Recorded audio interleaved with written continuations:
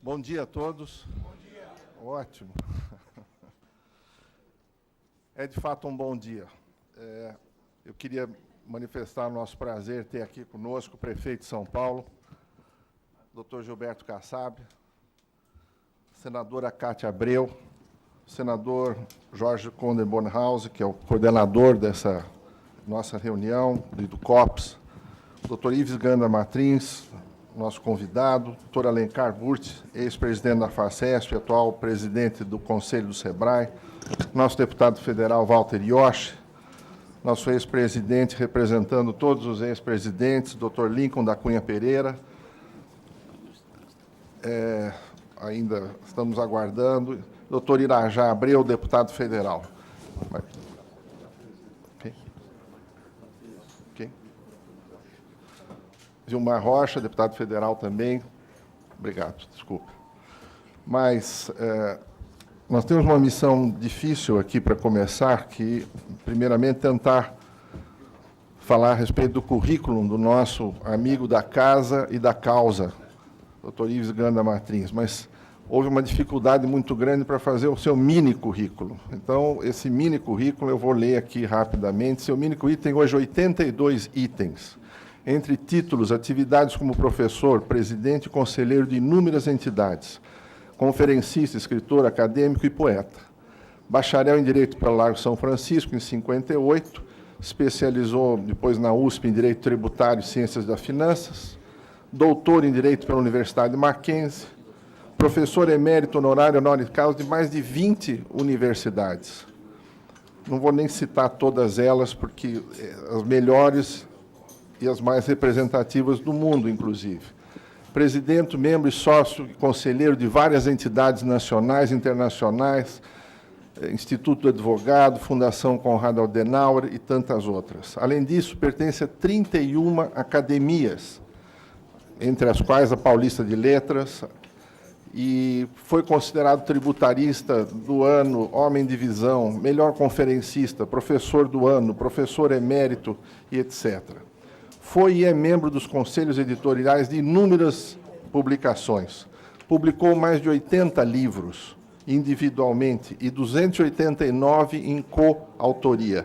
3.000 estudos sobre direito, economia, filosofia, política, história, literatura, sociologia, música e em vários países, com destaque na Alemanha, Japão, Angola, Argentina, Bulgária, Canadá, etc., etc.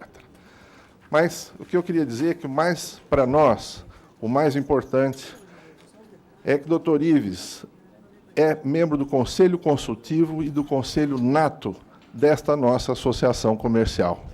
Então, para nós é motivo de profundo orgulho deste amigo do Conselho Superior, evidentemente, do Conselho Superior da Casa. Então, além de ser um amigo da casa, é um amigo da causa. Eu li, outro dia, eu queria ler aqui uma coisa interessante. Esse foi um discurso que foi escrito, mas nunca foi lido. E a última frase dele dizia: se palavras não são suficientes, onde e nossa força e determinação estão claras, nossas palavras somente precisam mostrar convicção, não beligerância. Se nós somos fortes, nossa força falará por ela mesma. Se formos fracos, as palavras em nada ajudarão. Esse foi o discurso que John Kennedy teria feito em Dallas. E mostra muita força. Então, nós temos hoje esse privilégio de ter um exemplo aqui do nosso lado, alguém que representa essa força e, ao mesmo tempo, esse privilégio de ouvi-lo. Então, muito obrigado, é um motivo de grande satisfação, uma honra muito grande nós temos o senhor aqui conosco. É muito importante termos hoje a figura do emérito professor jurista Ives Ganda para tratar de um tema que mexe com todos e, sobretudo, com o funcionamento do país, que é a possibilidade de uma Câmara Revisional exclusiva, de acordo com a ideia lançada pelo PSD e o projeto apresentado e já em tramitação do Senado Federal de emenda constitucional de autoria da senadora Cátia Abreu aqui presente. Esse debate, portanto, ele vai permitir a todos os presentes ter uma ideia do que enfrentamos em face da nossa Carta Magna e, ao mesmo tempo, a possibilidade que temos de fazer as alterações, caso prospere a ideia, que certamente vai ser acrescentada de pontos importantes aqui, sobretudo pelo conferencista de hoje. A minha presença aqui hoje é apenas para mostrar à casa o quanto queremos contribuir para que esse discurso, para que esse debate da Constituinte exclusiva tenha visibilidade para que a sociedade brasileira possa se conscientizar da sua importância e também possa se conscientizar da responsabilidade com que está sendo apresentado pela senadora Cátia Abreu. Não é uma Constituinte que está sendo pregada irresponsável, ampla e restrita, até porque todos sabem o quanto, felizmente, o país vai bem. Desafios ainda existem, problemas existem. O governo, qualquer que seja ele, nos últimos anos, depois da Constituinte, tiveram vários acertos, tiveram vários erros, mas estamos no rumo certo para o Brasil. Porém, existe um consenso, existe uma unanimidade de que podemos melhorar mais ainda a nossa Constituição. As reformas, elas são necessárias. Desafio alguém aqui provar para nós que acredita ou que possa acontecer a reforma administrativa, a reforma política, a reforma da Previdência, se nós continuarmos com o Congresso funcionando bem, mas poderia funcionar melhor se tivéssemos as reformas aprovadas.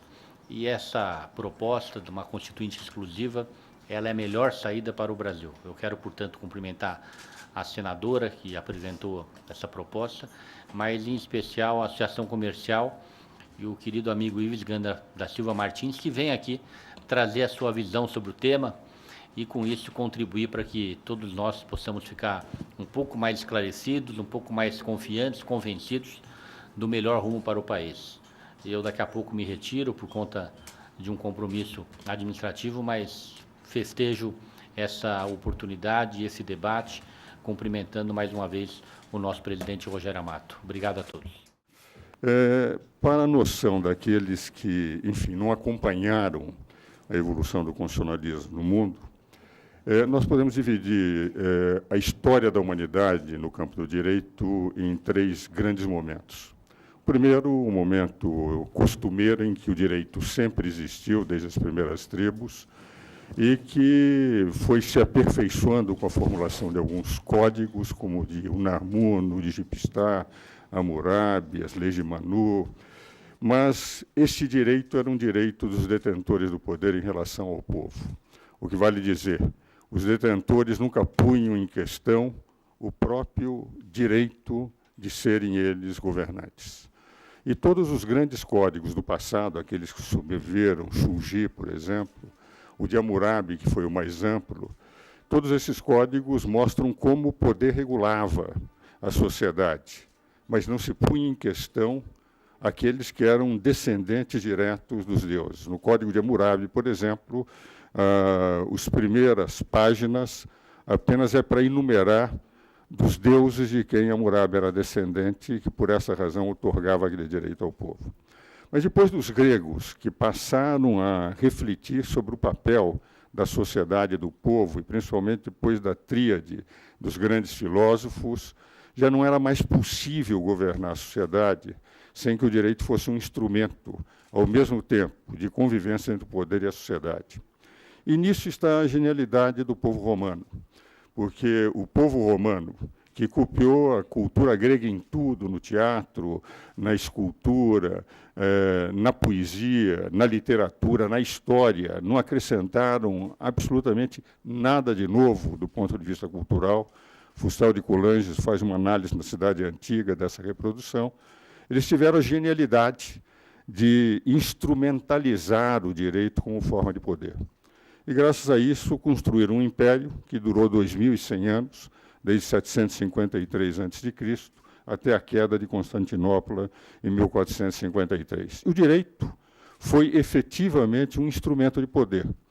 E um instrumento de poder que dava garantia a todos os países conquistados, as nações conquistadas, na medida em que o governo romano, no reinado, na República e, posteriormente, no Império, estendiam a cidadania romana aos diversos governos. Por exemplo, São Paulo, quando foi chibatado, ele disse: é justo um cidadão romano ser chibatado? E o centurião que o chibatou ficou extremamente preocupado, porque ele tinha garantia do direito romano. E ele disse: eu sou cidadão romano por nascimento. E o centurião era por ter adquirido, adquiria a cidadania por alto preço. E era por uma razão muito simples. Quando Otávio enfrentou Marco Antônio, a cidade oriental de onde nasceu Paulo ficou fiel a Otávio e não a Marco Antônio. E quando Otávio, o imperador, ganhou, quando Augusto passou a ser o imperador, ele deu a todos os cidadãos nascidos na cidade de Saulo o direito de serem cidadãos romanos. E quando Antonino Caracalla estendeu a cidadania romana para todo o Império Romano, o que nós vimos foi retardar, pelo menos no Império Romano do Ocidente, em 250 anos, a queda do Império Romano.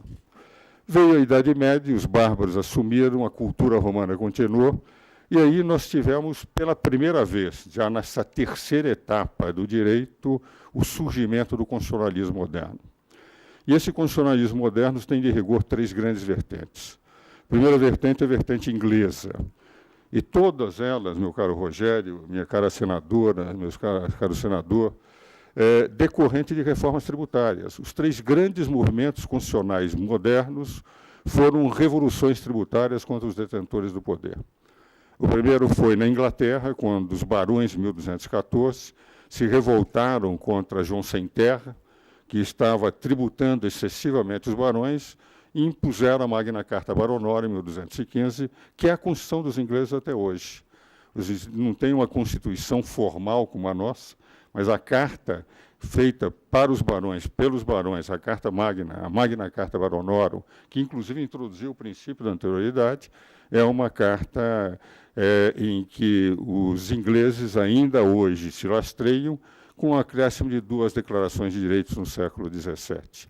E é interessante que esse constitucionalismo tinha e tem, até hoje, na Inglaterra, como elemento fundamental um equilíbrio entre o detentor do poder e a sociedade. Até hoje, na Inglaterra, o poder e a sociedade têm um equilíbrio e se autocontrolam. O segundo grande movimento constitucionalista foi com a Revolução Americana, quando os ingleses aumentaram, pelas leis Towson, os tributos para as colônias inglesas, eles se revoltaram, conseguiram a independência, e depois de 11 anos da independência, em 1787, 50 e poucos cidadãos, semelhante àquilo que está pretendendo se fazer com a senadora Cátia Abreu no seu projeto, fizeram uma Constituição, que é a Constituição americana até hoje, com 7 artigos apenas, com 27 emendas em 224 anos, que regeu o país, que era apenas um país agrícola há 224 anos, e continua regendo a mesma Constituição, com apenas 27 emendas, os Estados Unidos até hoje. E o mais impressionante é que as 10 primeiras emendas são 10 declarações de direitos. Não são emendas propriamente ditas, são 10 artigos que representam a Declaração de Direitos dos Estados Unidos, das quais todos nós ouvimos nos filmes americanos, a emenda número 5. Eu tenho o direito de ficar calado. É uma emenda que é a emenda número 5 das 27 emendas. Qual é a característica do constitucionalismo americano? É cidadãos e poder terem um ideal maior que a pátria. E é interessante que o ideal maior da pátria na Constituição americana faz com que a instituição, por exemplo, Presidência da República, aconteça o que acontecer com aqueles que estão ocupando, os homens podem ser atacados, mas quando aparecem como instituição, essa instituição é respeitada como não existe em outro país. E o terceiro grande modelo é o modelo francês, também uma revolução tributária. Não aguentando mais a pressão tributária de Luís XVI, fizeram a Revolução, a queda de Bastilha, a Constituição de 1791, aí sim voltado exclusivamente para o cidadão. A Constituição americana é dedicada à pátria e a Constituição francesa ao cidadão. A Declaração de Cidadãos, o hino francês fala em cidadãos, há uma declaração de cidadania feita pelos franceses em 1791, também uma revolução tributária que faz com que até hoje nós sentimos a presença desse espírito do constitucionalismo francês na França, ao ponto de, por exemplo, quando se tenta enfrentar a barreira dos subsídios agrícolas, o grande país que se opõe à quebra de subsídios agrícolas em acordos mais extensos por parte da União Europeia é a França, em função da força que os cidadãos franceses, os agricultores franceses ainda têm sobre o governo.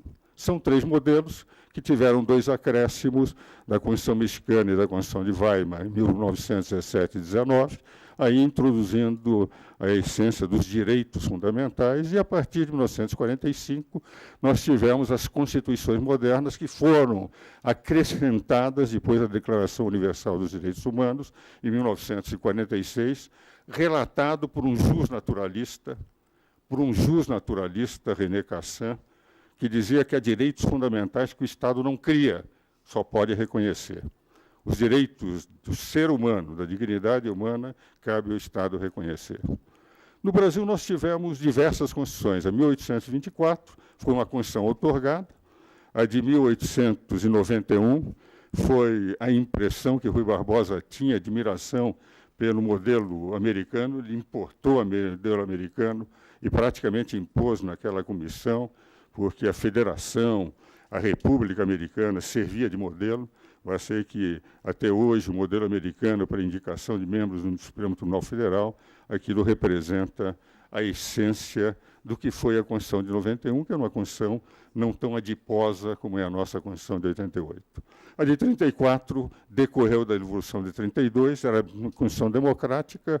A de 37 foi imposta pelo Getúlio para prejudicar a candidatura de Armando Salles, que era o que deveria ganhar, feito por um gênio do direito, que era Francisco Campos. Dizia-se de Francisco Campos, que redigiu a Constituição Polaca de 37, que quando as luzes da sua inteligência acendiam, provocavam um curto-circuito em todos os fusíveis da democracia. E foi efetivamente o que aconteceu com a Constituição de 37. O mestre Everardo Maciel conhece a frase do Chico Campos, que era o que os juristas da época atacavam. Em 46 tivemos uma Constituição democrática, em 67 uma Constituição imposta, mas uma Constituição em que ainda o equilíbrio de poderes se mantinha. Em 88 tivemos a nossa Constituição, que foi por um processo democrático, com uma abertura ampla de discussão com as sociedades. 3 primeiros meses só houve audiências públicas. Everardo e eu participamos de algumas dessas audiências públicas, em que os constituintes ouviam especialistas, e o que ocorreu é que passamos a ter uma Constituição que foi toda montada para um sistema parlamentar de governo. A Constituição de 88, ela adotava determinados mecanismos que eram próprios do sistema parlamentar, porque era para ser do sistema parlamentar de governo. Os constituintes abominavam o decreto-lei, mas copiaram a medida provisória do sistema parlamentar italiano por uma única razão. É que eles entendiam que, com a medida provisória, se não viesse aprovado, não haveria confiança no gabinete e o gabinete poderia cair. Aliás, o Pila dizia, no Partido Libertador, que as diferenças entre o sistema presidencial e o sistema parlamentar de governo, e que o sistema presidencial é o sistema da irresponsabilidade a prazo certo. Eleito um irresponsável só pelo trauma do impeachment que se pode derrubar. Enquanto que o sistema parlamentar é da responsabilidade a prazo incerto, porque, se não for bom administrador, evidentemente, um voto de confiança sem traumatismo e com uma burocracia profissionalizada, que é a característica dos sistemas parlamentares, nós podemos ter. E eu me lembro que o deputado Ulisses Guimarães, Eu tinha um livro, na época, que era único aqui no Brasil, ninguém tinha, não havia internet, não se tinha esse acesso, que era do Gigi Pirratti, chamado Democracy, e ele tinha feito uma análise, em 1984, dos 20 países que não tinham tido ruptura institucional. Então, dos 20 países que não tinham ruptura institucional. 19 eram parlamentaristas e um presidencialista.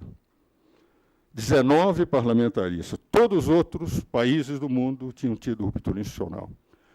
Então, o deputado Ulisses Guimarães, com quem nós tivemos muitos contactos na Constituinte, e quando eu disse numa palestra que ele estava assistindo na Fiesp, me pediu o livro emprestado, até disse para ele, eu não empresto, porque eu não sei se o livro vai voltar, mas vou lhe tirar uma xerox e mandar. E ele se impressionou, foi com o senador Bernardo Cabral, que era o relator da Constituinte, dos que mais defendeu o parlamentarismo. Por esta razão é que nós tivemos um mérito na Constituição de 88. Um grande equilíbrio de poderes, que é uma das características, mesmo com o autocontrole dos poderes no sistema parlamentar, uma das características dos sistemas parlamentares. Esse equilíbrio de poderes permitiu que nós passássemos 24 anos de Constituição, ou 23 anos, sem que se falasse, apesar de um impeachment presidencial, da superinflação, de alternância do poder, dos escândalos do Congresso, em ruptura institucional. Foi uma conquista. Mas foi uma Constituição de compromissos, uma Constituição em que os deputados não tinham se preparado, em que as 8 comissões e as 24 subcomissões trabalharam sem nenhum anteprojeto. Vale dizer, a Comissão de Sistematização teve um trabalho enorme de tentar organizar um projeto, e se não fosse o Roberto Cardoso Alves ter criado um grupo centrão para uma revisão no plenário, nós teríamos uma Constituição inconsideravelmente pior do que a Constituição que nós temos. Com mérito notável de equilíbrio de poderes, que nem sempre o Supremo tem respeitado. Aliás, é um perigo que o Supremo está colocando as instituições democráticas, invadindo competências do Congresso, mas com uma adiposidade que praticamente inviabiliza.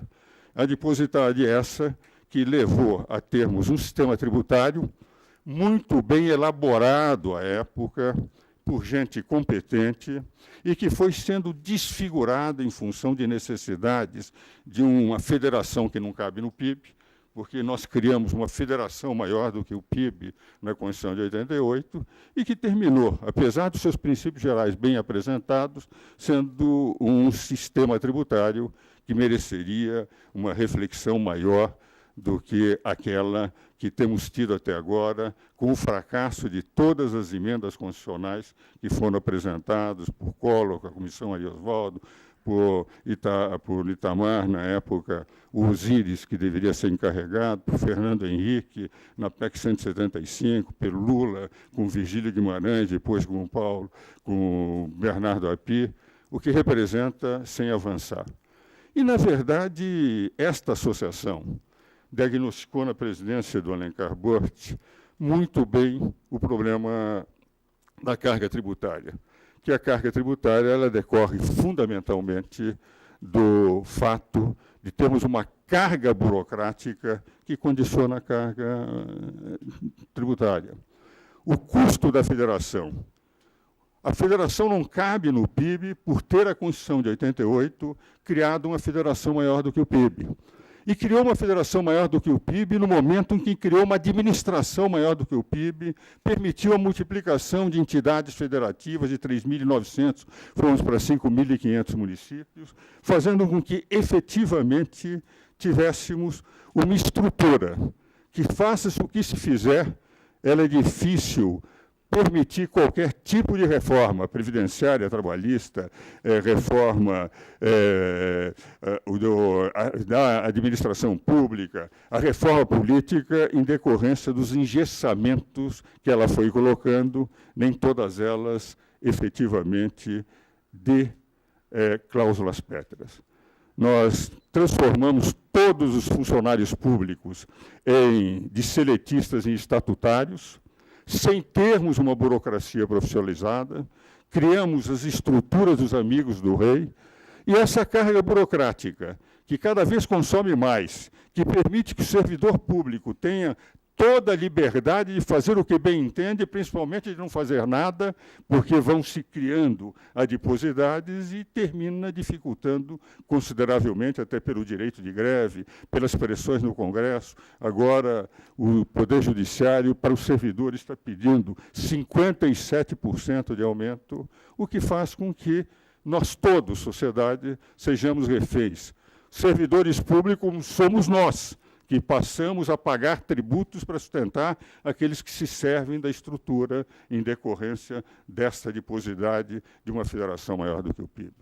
Dentro desta linha, é de se compreender a possibilidade de uma reforma constitucional a partir de uma Constituição exclusiva, que, a meu ver, só terá chance se nós conseguirmos sensibilizar altas camadas da população, a população em geral, de que esta federação criada pela Constituição de 88 é maior do que o PIB. E é nesse particular que já entro na parte concreta de uma constituinte exclusiva. Quero lembrar o seguinte: quando eu era presidente do Instituto dos Advogados de São Paulo e o Guilherme era presidente da Associação Comercial aqui de São Paulo, e nós fazíamos as duas instituições fizeram um acordo por uma série de movimentos, Diga Não ao Leão e outros movimentos semelhantes. A ideia era ter uma Constituição exclusiva naquela época. Guilherme defendeu, e nós tínhamos um deputado, que era o deputado Flávio Berrembá, depois veio a ser ministro do Tribunal Superior Militar, que pretendeu uma Constituinte exclusiva. E é interessante notar, a Constituinte exclusiva era de tal sensibilidade, havia uma tal sensibilidade pelas pessoas na época, que o atual ministro da Educação, Fernando Haddad, que era o presidente do Centro Acadêmico 11 de Agosto, na época que eu era presidente do Instituto de Advogado, Guilherme, presidente da Ação Comercial, ele defendia também a Constituinte exclusiva. O que vale dizer, ele entendia, como o Centro Acadêmico 11 de Agosto, que nós precisaríamos ter efetivamente uma Constituinte exclusiva. Flávio Berrembá pretendeu a Constituinte, apresentou o projeto como relator do projeto da emenda constitucional, que foi a 26, e foi, pura e simplesmente, defenestrado da relatoria, porque os senhores constituintes da época não queriam, não desejavam que eles, que seriam os futuros constituintes, não viessem a realizar a Constituição, a promover um projeto constitucional em que eles não pudessem decidir sobre o seu próprio destino. E esta é a razão pela qual a emenda 26, quando surgiu, de 1986, essa emenda, ao surgir, ela surgiu permitindo que, simultaneamente, a Constituinte fosse poder legislativo. E, naquela ocasião, nós tivemos os deputados e senadores sendo simultaneamente constituintes, enquanto trabalhando no projeto constitucional, e legisladores ordinários, como ocorre, ou legisladores complementares, na medida em que estavam trabalhando, normalmente como legisladores da nação. E a Constituição, efetivamente, criou 5 problemas fundamentais que, a meu ver, deveriam ser examinados numa Constituição inclusiva e que talvez, senadora Cátia Abreu, eu gostaria de trazer na análise do seu projeto, que é um projeto muito bom, apresentado pela senadora Cátia Abreu, mas sem especificação das matérias que deveriam ser objeto da Constituinte. Eu tenho um certo receio, senadora, que colocando com esta abrangência os anticorpos que venham a ser formados dentro do Congresso Nacional sejam de tal ordem que dificultem a aprovação, o senador sabe bem disso, que dificultem a aprovação de um projeto tão amplo como este. Eu preferiria criar efetivamente uma Câmara, como aliás se pretende, de constituinte exclusiva, mas com temas bem definidos, bem delimitados, que tenham apelo popular e que a população saiba perfeitamente que aquele ponto precisaria ser mudado. E, nesse particular, me parece que a melhor forma seria analisar os 5 grandes pontos de estrangulamento que temos hoje na Constituição de 88, que é o sistema tributário, que é a ordem administrativa, que é o regime político, que é a estrutura trabalhista, isto é, os encargos trabalhistas, e, por fim, efetivamente, se nós analisarmos esse aspecto, dos quais reforma tributária, administrativa, previdenciária, trabalhista, examinarmos o aspecto político, que me parece fundamental. Esse desequilíbrio dos poderes, essa criação, essas estruturas que permitem ao Poder Executivo aumentar consideravelmente os ministérios para acomodação dos seus aliados, criando cada vez mais amigos do rei a terem as mesmas condições e a eliminação de uma burocracia profissionalizada, seriam 5 pontos que, colocados como os essenciais para uma Câmara exclusiva, facilitaria tentar trabalhar com o povo, dizia o presidente Rogério Amato há pouco, se nós conseguirmos levar as ideias através de todos os intelectuais que temos, a todas as lideranças que temos, nas associações comerciais, nas federações, nas entidades, nas ONGs, é mais fácil, com pontos concretos, conseguirmos uma constituinte exclusiva do que trabalharmos com um projeto genérico, que criará certamente, senadora, e a minha experiência em todas as audiências públicas que fiz nessas reformas em que me convidava a participar, esses anticorpos eles se formam. Por que a reforma tributária não anda? O nosso amigo, conselheiro e velho amigo de velhas lutas comuns, Everardo Maciel, quando ele percebeu que as reformas constitucionais não avançavam, ele resolveu fazer reformas através de legislação ordinária. Quando ele criou o lucro presumido, ele solucionou um problema de mais de 90% das empresas. Quando ele eliminou a correção monetária nos balanços, ele equacionou e simplificou consideravelmente a vida das empresas, porque nunca acreditou muito nas reformas constitucionais em função de que amplidão terminava por gerar anticorpos de todos aqueles que não queriam mudar sistemas nos quais estavam há muito tempo assentados, tranquilos, sem problema, criando dificuldades, como é o sistema brasileiro, que hoje faz com que, efetivamente, é a nação onde mais se gasta tempo de qualquer empresário para atender às obrigações nas 3 esferas da federação. Então, me parece que vale a pena o trabalhar numa Constituição exclusiva, sabendo das dificuldades, dos anticorpos que se farão, na medida em que se jogue isso para 2014 e se possa trabalhar durante 2 anos amplamente nesses aspectos. E me parece, nesse particular, que os 5 aspectos são extremamente importantes, porque hoje nós não temos muitas garantias. O próprio equilíbrio de poderes, que representa, de rigor, o elemento mais relevante da Constituição de 88, o próprio Supremo tem desfigurado. E eu falo isso com muita tranquilidade. O Everardo tem assistido algumas dessas palestras em que eu tenho exposto, inclusive com ministros do Supremo presente. Alguns dos ministros têm livros escritos comigo, e eu sou amigo de praticamente todos eles. Tenho dito a eles, o Supremo Tribunal Federal resolveu, com esta mudança brutal, em 8 anos apenas, de 9 ministros, dos quais 7 estão atuando, ser legislador positivo.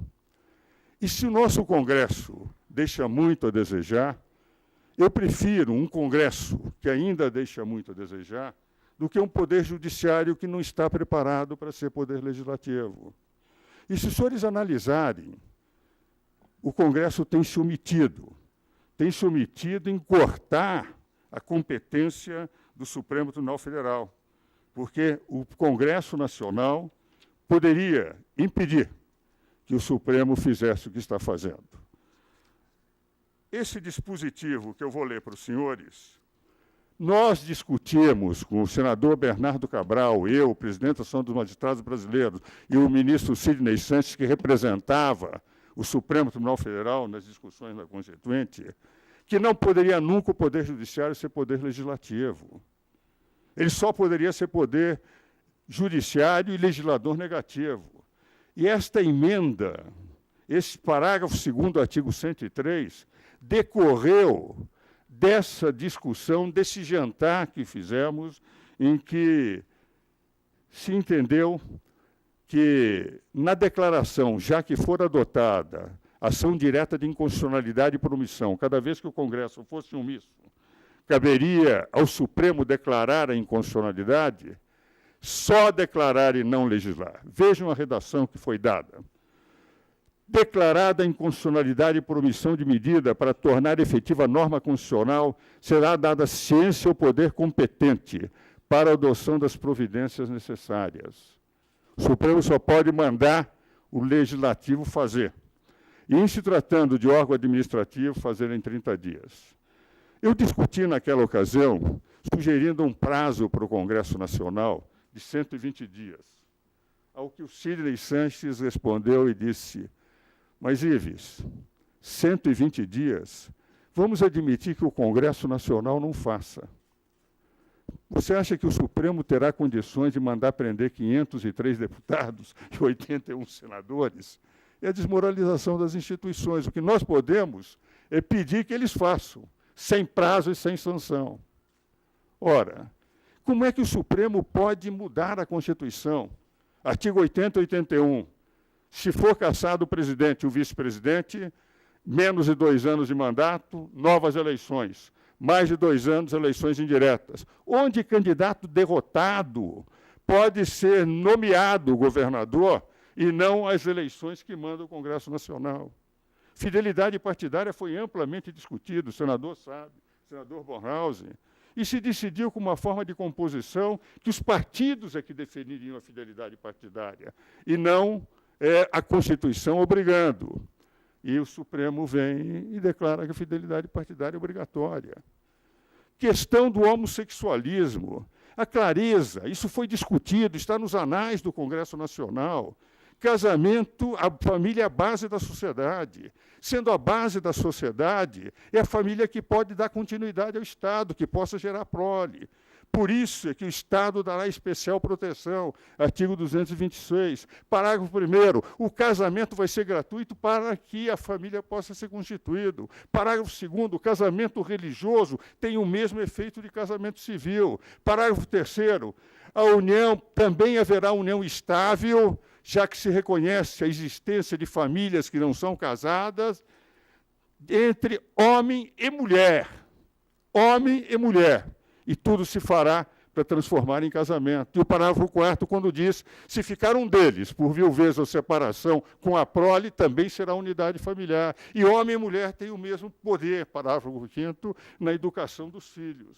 Ora, onde é que está? Onde está que se pode ter também, onde a Constituição é tão clara, tão definida, como uma sociedade capaz de gerar prole, capaz de dar continuidade ao Estado, que vai ter o mesmo status de família, a união entre pares, sem nenhum preconceito contra os homossexuais, só que não são família para a Constituição. Veio o Congresso, ao contrário do Conselho Constitucional da França, que em janeiro desse ano, a mesma questão foi posta, e disse, se os senhores quiserem mudar, vão ao Legislativo.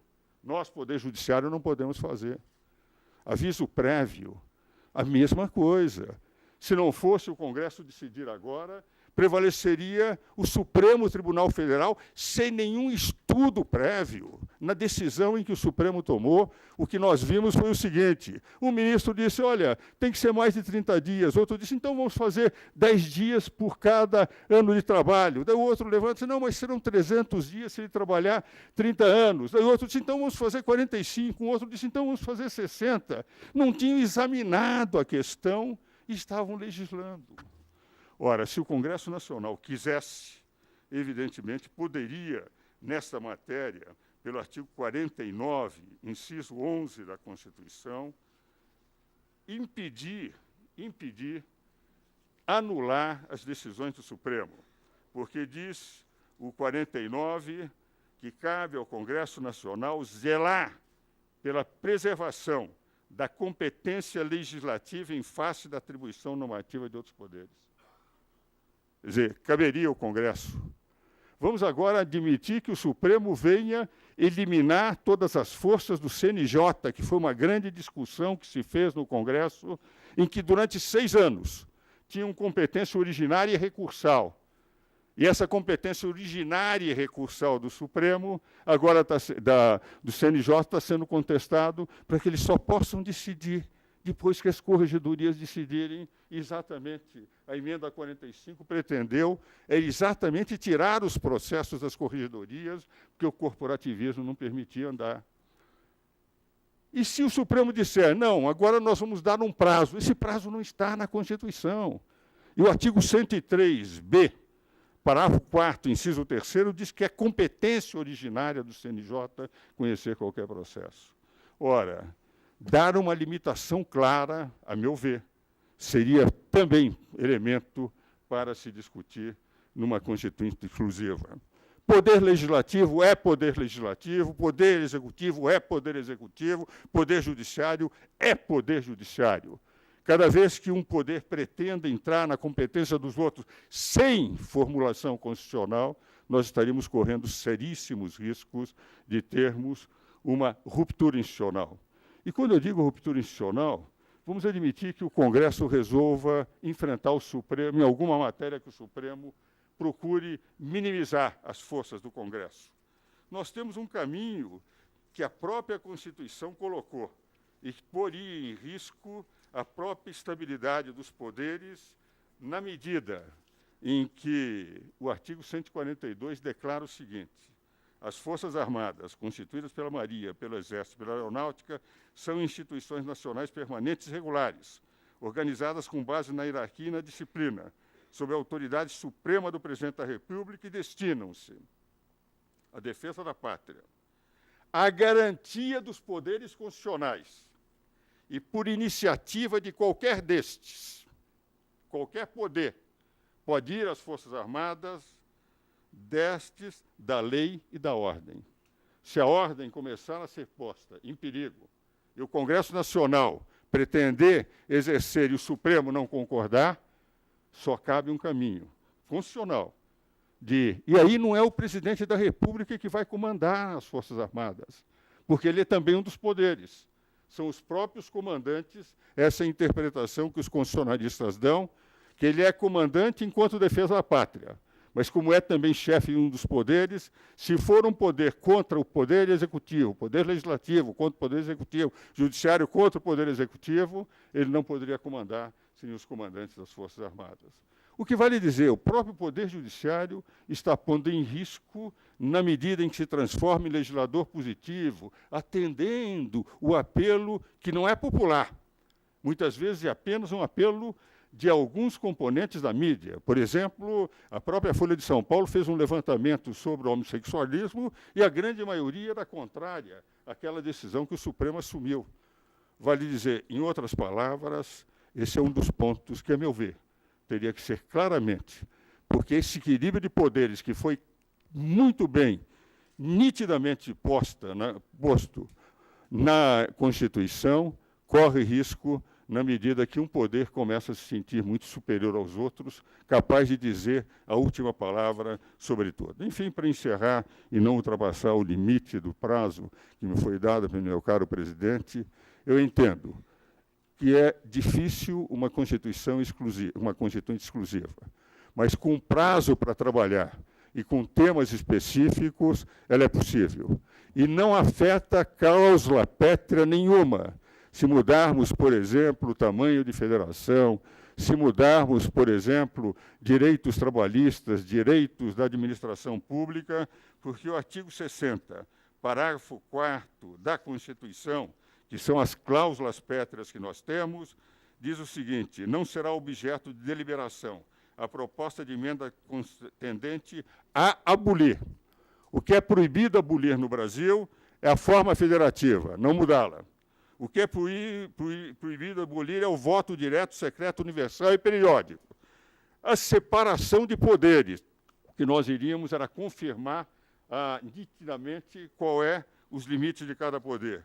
E os direitos e garantias individuais, nos quais não estão nem os direitos da administração, nem os direitos sociais, nem os direitos trabalhistas, porque claramente a Constituição, coloca no artigo 5º ou no 150 o que representariam direitos individuais. Em última análise, sou favorável porque sempre fui, desde quando presidente do Instituto dos Advogados e nas manifestações que fiz, em artigos que escrevi a respeito. Fiquei extremamente feliz quando vi o projeto da senadora Cátia Abreu, mas estou absolutamente convencido, pelos anticorpos que se podem formar, que nós teríamos que trabalhar, sem tocar em nenhuma cláusula pétrea, aliás, consta isso do projeto da senadora Cátia Abreu, com temas específicos que tenham apelo tripular e que possam ser trabalhados pelas lideranças desse país, buscando ter uma Constituição não tão enxuta quanto a americana, de 7 artigos, que dura 224 anos, mas uma Constituição que mantenha o equilíbrio de poderes de um lado, mas dê mais viabilidade para que o Brasil caiba dentro do PIB, porque a federação criada pelos detentores do poder é muito maior do que o PIB. Era o que eu tinha a dizer, senador, meu caro presidente.